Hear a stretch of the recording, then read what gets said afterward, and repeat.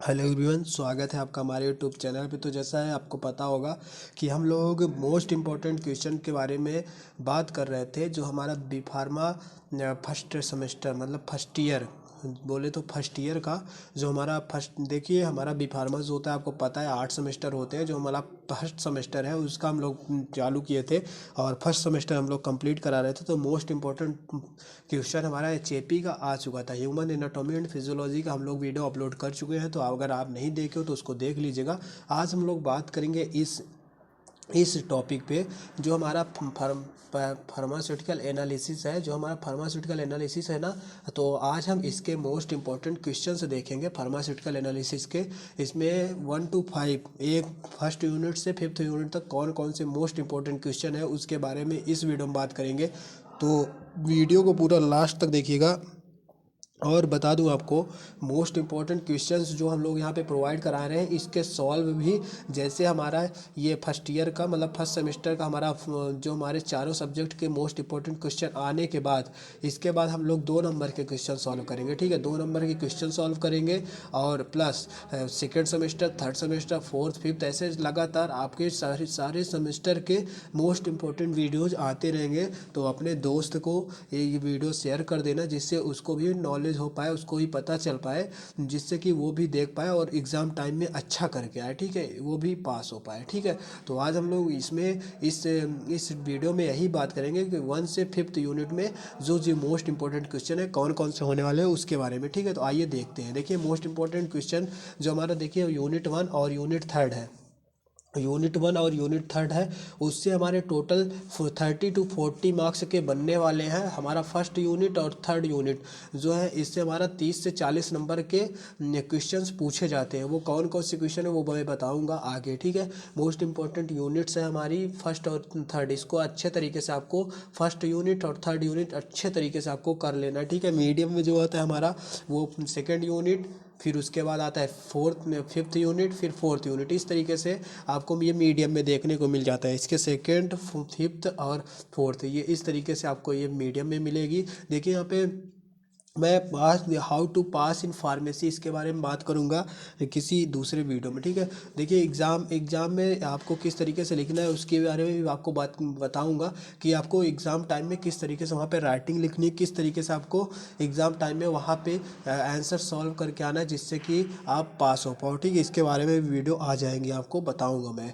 लिखने का तरीका भी। ठीक है, बस हाँ, चैनल को नए हैं तो चैनल को फटाफट से सब्सक्राइब कर लो, जिससे आपको आने वाली हर एक वीडियो सबसे पहले आप तक पहुंच सके और आप उसको देख पाओ। ठीक है, तो चैनल को ज़रूर सब्सक्राइब करें। देखिए यहाँ पे यूनिट 1 में हमारा जो है फार्मास्यूटिकल एनालिसिस का यूनिट 1 जो है, इसमें कौन कौन से मोस्ट इंपॉर्टेंट होने वाले इसके बारे में बात करते हैं। देखिए जैसा कि ये क्वेश्चन आपको देखने को मिल रहा है, तो यहाँ पे व्हाट आर इरर्स, इरर्स क्या होते हैं, classify them, describe the method of minimising errors. तो यहाँ पे आपको बताना है कि इरर्स क्या होते हैं, उसको क्लासीफाई करना होता है, उसके मेथड लिखना होता है। तो मतलब कि इरर्स के बारे में सारा का सारा डिटेल ये आपको 10 नंबर में क्वेश्चन देखने को मिल सकता है या फिर 7 नंबर में। ठीक है, तो ये आपको 10 नंबर में ज़्यादातर क्वेश्चन पूछा जाता है। ठीक है, इसके बाद हम लोग सेकंड क्वेश्चन बात करेंगे, जो हमारा describe the method of expressing concentration concentration in details. मतलब कि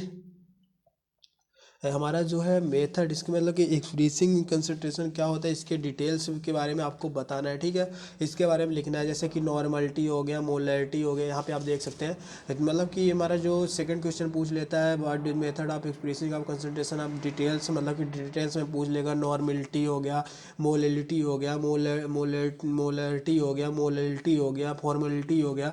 इसके बारे में आपको पूछा जा सकता है, पूछते हैं ज़्यादातर क्वेश्चन इस पे बन जाती है। Normality, what is normality, normality क्या होती है, मोलैलिटी क्या होती है, मोलैरिटी क्या होती है, फॉर्मेलिटी क्या होती है, इसके बारे में भी आपको पूछा जाता है। तो इसके बारे में भी आपको अच्छे तरीके से पढ़ लेना है। 2 नंबर के क्वेश्चंस भी इस पे रिपीट होते हैं। ठीक है, बात करेंगे नेक्स्ट थर्ड नंबर क्वेश्चन हमारा कौन सा होने वाला है उसके बारे में बात करते हैं हम लोग।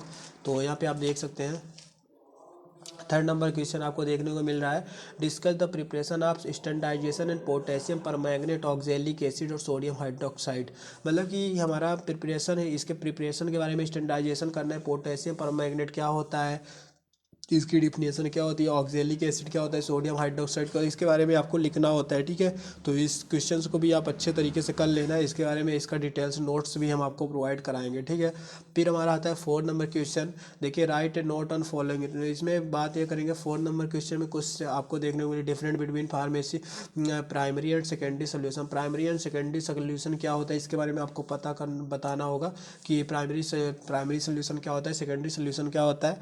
तो इसके बारे में डिटेल में हम लोग बात करेंगे आगे। ठीक है, फिर हमारा आता है डिफरेंट बिटवीन नेक्स्ट लेक्चर में। ठीक है, different between according to discussion क्या होता है, इसके बारे में आपको अच्छे तरीके से कर लेना है। फिर हमारा आता है next various techniques of analysis. Various techniques analysis, इसके बारे में आपको अच्छे तरीके से पढ़ना है। ठीक है, देखिए मैं एक बात बता दूं आपको, साफ साफ बताता हूँ मैं एक बात। ठीक है, बस ध्यान से सुनिएगा कि जैसे मैंने क्वेश्चन दिए ना, ये क्वेश्चन मैंने आपको प्रोवाइड कराया, बस आपको एक रफ पेज ले लेना है या फिर आप पेज ले लो, उसमें सारे क्वेश्चंस आप लिख लो। ठीक है, आप लिख लो इन सब क्वेश्चंस को लिखने के बाद आप देखो, अब बहुत ज़्यादा क्वेश्चंस मैंने नहीं दिया हुआ है। फर्स्ट यूनिट में हमारे टोटल क्वेश्चंस कितने हैं, चार मतलब कि 4 क्वेश्चंस हैं आपको। ठीक है, फर्स्ट यूनिट में, और ये 4 क्वेश्चंस आपको लिख लेने हैं। 4 क्वेश्चन लिखने के बाद आपको जानते हो क्या करना है, कुछ नहीं करना है। आपको ये करना है कि 4 क्वेश्चन आप लिख लिए, आपको गूगल करना है। ठीक है, गूगल करना है, इसके बारे में डिटेल आपको पढ़ना है। अगर आप एक बार गूगल करके पढ़ लोगे ना, तो 100% गारंटी देता हूँ आपको भूलेगा नहीं। ठीक है, आप उसको गूगल करो, पढ़ो। ठीक है, उसको पढ़ो, वो चीज़ें आपको समझ में आएगी। उसको जब पढ़ लोगे ना, उसके बाद आपको जैसे कि मान लो, ठीक है, इंग्लिश आपको नहीं समझ में आई, ठीक है, तो आप या क्या करो कि जैसे आप लिख दिए हैं फिर discuss preparation of standardization and potassium permanganate potassium permanganate in Hindi. ठीक है, यहाँ पे आप डाल दो इन हिंदी। ठीक है, potassium permanganate in Hindi. Potassium permanganate के बारे में हिंदी में आपको अच्छे से तरीके से उसके डिटेल पता चल जाएगा कि क्या होता है पोटेशियम परमैंगनेट। ठीक, फिर आपको क्या करना है, oxalic acid in Hindi, sodium hydroxide in Hindi. Sodium hydroxide क्या होता है, ऑक्जेलिक एसिड क्या होता है, इसके बारे में आपको पता चल जाएगा। तो आपको एग्जाम टाइम में क्या करना है, आपको एग्जाम टाइम में ये चीज़ें जैसे आप देखे रहोगे ना, तो अगर अब मान लो आप देखिए ऑक्जेलिक एसिड के बारे में, तो आपको यहाँ पे ना, जैसे आप इसका नाम देखोगे ना, आपके मन में वो घूम जाएगा, तुरंत तुरंत आपका मन घूम जाएगा कि हाँ मैंने इस चीज़ को पढ़ा हुआ है हिंदी में। तो जैसे आप पढ़े हो ना, आपको उस तरीके से आपको क्या करना है, आपको बस डिफाइन करना है, उसको लिख देना है वही बना के। ओके, बस इस तरीके से आपको लिखने का मैं तरीका भी बताऊँगा। बस आप हमसे जुड़ जाओ, हमारे चैनल को सब्सक्राइब कर लो। मैं आपको बहुत अच्छे तरीके से, मैं गारंटी देता हूँ कि जो लोगों की बैक लग जाती है ना, तो पूछते हैं हमसे कि कैसे कैसे कैसे करना है भाई साहब।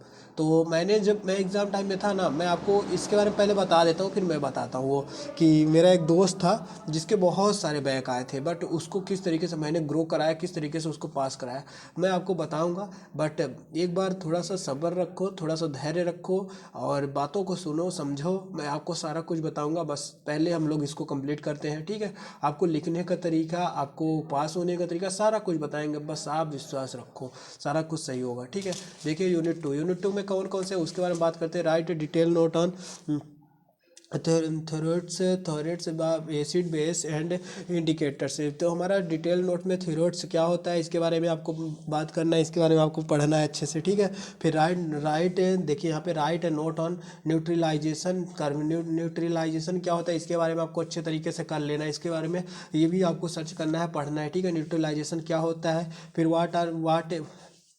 राइट नोट ऑन एल्कलीमेट्री एंड एसिडमेट्री क्या होता है, इसके बारे में आपको पढ़ना है।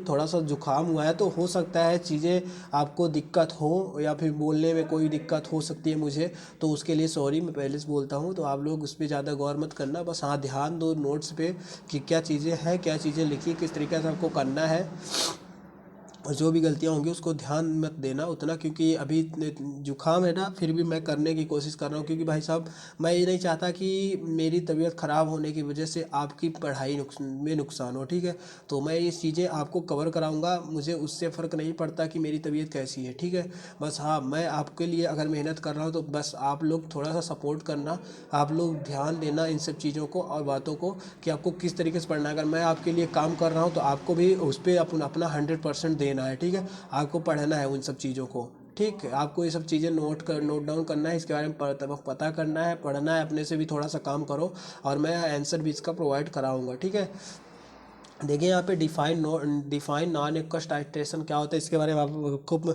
देख लेना है। नॉन एक्वस टाइट्रेशन क्या होता है, describe various type non aqueous titration, कितने टाइप्स के होते हैं, solvent used in non aqueous titration, इसमें नॉन एक्वस टाइट्रेशन में कौन से सॉल्वेंट यूज होते हैं, इसके बारे में आपको डिटेल में पढ़ लेना है, ठीक है। फिर हमारा आता है fifth number question. Fifth number में क्या है, तो इसके बारे में बात करते हैं हम लोग, देख लेते हैं यहाँ पे। फिफ्थ नंबर में हमारा देखिए, तो एस्टिमेशन आप सोडियम बेंजोनेट से, सोडियम बेंजोनेट क्या होता है इसके बारे में आपको पढ़ना है। हैंडरसन बार्थ इक्वेशन है, हर देखिए हैंडरसन बार्थ इक्वेशन, इसके बारे में 100% गारंटी है 10 नंबर में क्वेश्चन पूछ लिया जाता है, ठीक है। हैंडरसन बार्थ इक्वेशन आपको इसको अच्छे तरीके से करना है, इसको तो भाई साहब भूलना ही नहीं है। ये क्वेश्चन आपको बहुत आसान है, बहुत इजी है, बस आप लोग अगर थोड़ा सा भी इस पर ध्यान दोगे ना 100% ये क्वेश्चन आपको रट जाएगी। बस हाँ, आप थोड़ा सा विश्वास रखो, इसके बारे में मैं आपको अच्छे तरीके से कराऊंगा, ठीक है। ये जो ना इतनी तगड़ी है, इतनी मस्त है ना, इसको आप अगर ध्यान से करोगे 100% रट जाएगी। और बंदों को ना ये चीज़ अच्छे से समझ नहीं आती, इसके बारे में हैंडरसन बार्थ इक्वेशन क्या होता है ये लोगों को समझ नहीं आती, ये लोग कर नहीं पाते। ये एग्जाम में आपको देखने को मिलेगा 10 नंबर में या फिर 7 नंबर में, ज़्यादातर ये क्वेश्चन 10 नंबर में ही पूछा जाता है, ठीक है। तो इस पे ध्यान देना, इसको तो भूलना ही नहीं है, इसको जरूर से जरूर करना है आपको। आगे हम लोग देखते हैं, ठीक है। थर्ड यूनिट, थर्ड में कौन कौन से मोस्ट है उसके बारे में बात करेंगे। देखिए राइट डिटेल नोट ऑन मोहर मेथड, तो अगर ये नहीं पूछा जाता, जब ये हैंडरसन बार्थ इक्वेशन नहीं पूछा जाता तो फिर पूछा जाता है मोहर्स मेथड। अगर मान लो ये नहीं है तो ये भी आ जाएगा। मोहर्स मेथड क्या होता है, वलांड मेथड क्या होता है, फजान मेथड क्या होता है, इन तीनों में से 100% गारंटी देता हूँ। इन तीनों में से 100% गारंटी देता हूँ। ये अगर ये तीनों में से ना कोई आपको 100% हर एक पेपर में आपको देखने को मिलेगा ही मिलेगा। बस आपको ना इसके बारे में ज़्यादातर पढ़ लेना है, ज़्यादा जोर इस पे लगाना है, मोहर्स मेथड पे और फजान मेथड पे। हालांकि पढ़ना तीनों है आपको, लेकिन मोहर्स मेथड को तो भूलना ही नहीं है। हो सकता है क्वेश्चन कभी कभी इस तरीके से पूछ लिया जाता है, what is detail note on Mohr's method Volhard method, या फिर मोहर मेथड फजान मेथड, या फिर ऐसे मोहर मेथड यहाँ पे वोलहार्ड मेथड और फजान मेथड पूछ ले तो वो अलग बात है, मोहर का ना पूछे। लेकिन ज़्यादातर मैं गारंटी देता हूँ इन सब क्वेश्चंस को आपको ज़रूर से ज़रूर करना है, और बहुत ईजी क्वेश्चन है ये, ठीक है। बस इस पर अगर आप थोड़ा सा भी ध्यान दे दोगे ना 100% आपको रट जाएगा, कभी भूलेगा ही नहीं, ठीक है। तो बस इसके बारे में मैं आपको डिटेल में आपको समझाऊंगा, बस एक बार ध्यान देना। और चैनल को भाई मैं बार बार यही बोल रहा हूँ, चैनल को सब्सक्राइब कर लो, क्योंकि आएगी वीडियो आप तक नहीं पहुँचेगी तो फिर आपको दिक्कत होगी। एग्ज़ाम टाइम में आपके बैक लग जाएंगे, फिर उसमें कहोगे यार पता नहीं कैसे क्या आप बताया कि नहीं समझ में आया, फिर बाद में आप एग्ज़ाम दोगे। उससे अच्छा है कि थोड़ा सा मेहनत कर लो, और एक सब्सक्राइब कर लेने से कुछ नहीं होता, तो कर लो। और आपको जिससे कि नोट्स आपको टाइम से मिल पाए। अभी तो भाई आप लोग फर्स्ट सेमेस्टर में हो, अभी आपको 8 सेमेस्टर निकालने हैं, तब तक आपका जो है ना ये जो हमारा मन है ना ये बहुत बहुत ज़्यादा डिक्रीज़ होने वाला भाई साहब। अभी तो आप लगाए हो मन ना कि हाँ कुछ नहीं होता है, आप तो 12th पास करके आए हो ना, डायरेक्ट 12th के बाद आ गए बी फार्मा करने, ठीक है। तो अभी चीज़ें आपको नहीं समझ में आएगी, बाद में आपको समझ में आएगी। तो बस हाँ आपको पढ़ना है, क्योंकि अभी मैं समझा रहा हूँ, आप अभी सोच रहे हो कि हो जाता है, ऐसा कुछ नहीं है। बी फार्मा है, AKTO से कर रहे हो तो भाई थोड़ा सा ध्यान ज़रूर देना है, क्योंकि बिना ध्यान दिए आपका AKTO से कुछ नहीं होने वाला है। इसमें तो भाई बैक ही आनी है। अगर आप सही तरीके से नहीं पढ़ोगे ना तो AKTO से कोई बंदा बिना बैक के नहीं गया है। तो इसलिए मैं बता रहा हूँ, चीज़ें ध्यान दो, पढ़ो अच्छे से, जैसे मैं समझा रहा हूँ उसको समझो, और मैं जो क्वेश्चन से बता रहा हूँ उसको ज़रूर से ज़रूर करो, और मैं इसके आंसर भी प्रोवाइड कराऊँगा। बस आप ध्यान देते रहो, ठीक है। आगे हम लोग बात करते हैं, ज़्यादा टाइम वेस्ट ना करते हुए, क्योंकि ज़्यादा टाइम वेस्ट करेंगे तो दिक्कत होगी, वीडियो ज़्यादा लंबी हो जाएगी। हालांकि लंबी हो भी रही है, 13 मिनट की हो गई। अभी हमें 2 यूनिट कवर करने हैं, तो आइए देखते हैं, ठीक है। हमारा थर्ड यूनिट में ये हम लोग मोहर फजान मेथड मोहर मेथड के बारे में बात कर लिया। सेकंड क्वेश्चन हमारा आता है व्हाट इज देखिए complexometric titration, discuss the brief about making demasking agent, इसके बारे में आपको अच्छे तरीके से कर लेना है, ठीक है। मैं बता दूंगा आपको। थर्ड हमारा आता है the gramming of the return of various involve in gravimetry analysis क्या होता है इसके बारे में आपको पढ़ लेना है। इसके बाद हम लोग 4th नंबर क्वेश्चन बात करेंगे, डिस्कस डिफरेंस बिटवीन को प्रिपरेशन एंड पोस्ट प्रिपरेशन के बारे में आपको अच्छे तरीके से करना है। आंसर मैं प्रोवाइड कराऊंगा, परेशान मत होना। फिर हमारा 5th नंबर क्वेश्चन है, discuss the basic principle method of application and the digestion titration. इसके बारे में आपको मैं बता दूंगा। हालांकि एक बार मैं यही बताता हूँ कि आप एक बार इसके बारे में समरी देख लीजिएगा या गूगल कर लीजिएगा, इसके बारे में आपको पता चल जाएगा। फिर मैं इसके आंसर्स भी प्रोवाइड करा दूंगा। 6 नंबर क्वेश्चंस में देखते हैं, estimation of barium sulphate of the calcium gluconate. Barium का सल्फेट क्या होता है, कैल्शियम ग्लूकोनेट क्या होता है, इसके बारे में आपको पढ़ लेना है। फिर हमारा आता है 4th number question, 4th number units. 4th number units में क्या है उसके बारे में बात करें। देखिए हमारा पहला क्वेश्चन होने वाला है, इसमें 3 क्वेश्चन है टोटल। तो इसके बाद पहला क्वेश्चन है define redox titration. Redox titration क्या होता है इसके बारे में आपको करना है। The different concept of oxidation and reduction. Oxidation क्या होता है, रिडक्शन क्या होता है, इसके बारे में आपको डिटेल में पढ़ना है, ठीक है। फिर हमारा नेक्स्ट आता है second number question, explain the iodometry and iodimetry and iodimetry and iodometry. Iodimetry क्या होता है, आइडोमेट्री क्या होता है, इसके बारे में आपको पढ़ना है। Question is very most important, तो is the very most important question. तो आइडोमेट्री एंड आइडोमेट्री में आपको डिफरेंट भी पूछ लिया जाता है या फिर एक्सप्लेन करने के लिए पूछ लिया जाए, इसको आप कर लेना, क्योंकि ये 2 नंबर में क्वेश्चन पूछे जा सकते हैं, 7 नंबर में भी क्वेश्चन पूछे जाते हैं, ठीक है। आगे हम लोग बात करेंगे। तो right short note on indicator used in redox titration में कौन से इंडिकेटर यूज होते हैं। डायमेट्री में मतलब कि इसमें इंडिकेटर कौन से रिडॉक्स टाइट्रेशन जब आप करते हो तो उसमें कौन से इंडिकेटर यूज होते हैं, इसके बारे में आपको अच्छे तरीके से कर लेना है। Is the very easy question of the B pharma, ठीक है, फर्स्ट सेमेस्टर। तो ये हमारा जो क्वेश्चन है बहुत ज़्यादा ईजी है, आप इसके बारे में अच्छे तरीके से करना। रिडॉक्स टाइट्रेशन अगर आप किए होगे प्रैक्टिकल में तो आपको इसके पता होगा, नहीं पता है तो आप क्वेश्चन से गूगल करिए या फिर आप कहीं से सर्च करिए इसके बारे में। मैं आपको लेकिन मैं आपको बताऊंगा भी, ऐसा नहीं है कि आपको बताऊंगा नहीं, लेकिन आप तब तक इसको आप ध्यान में रखो और इस नोट डाउन करो, लिखो और इस आंसर सर्च करो, ठीक है। तब मैं आगे बताता हूँ आपको। यूनिट 5 में कौन कौन से है उसके बारे में बात करेंगे हम लोग। तो देखिए यहाँ पे write detailed note on conductometric titration.